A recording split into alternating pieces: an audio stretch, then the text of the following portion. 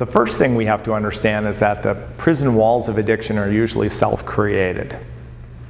You know, the addict engages in alcohol abuse or drug addiction not because they think they're whole, but because they don't think they're whole. There's some part of themselves that they're judging or feeling very bad about, and they use drugs or alcohol as a way of escaping those thoughts about themselves.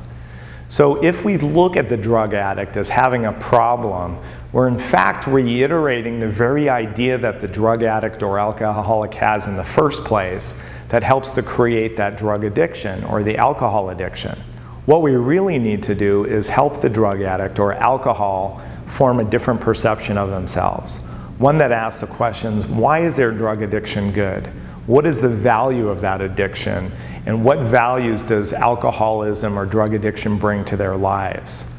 That might seem like a very odd question, but once the drug addict or alcoholic starts to look at themselves as whole, as perhaps having a motivation for that drug addiction that's actually good, then they can begin to see themselves in a holistic way, and that starts the healing process to happen. That starts to begin to put into motion the very idea that will be necessary for them to turn to other behaviors rather than drugs or alcohol to fill their lives.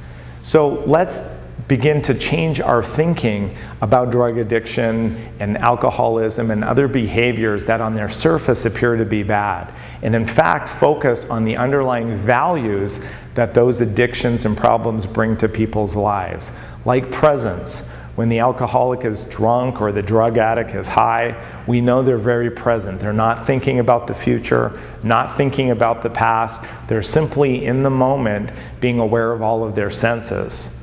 Well, presence is something that we can develop in many aspects of our lives through other behaviors like meditation or sports or hobbies. And as long as the person begins to understand that there are ways to develop presence in their lives, they'll no longer need drugs or alcohol to help create that presence or any of the other values that these addictions bring. And then, of course, they'll be free to escape the prisons of those addictions.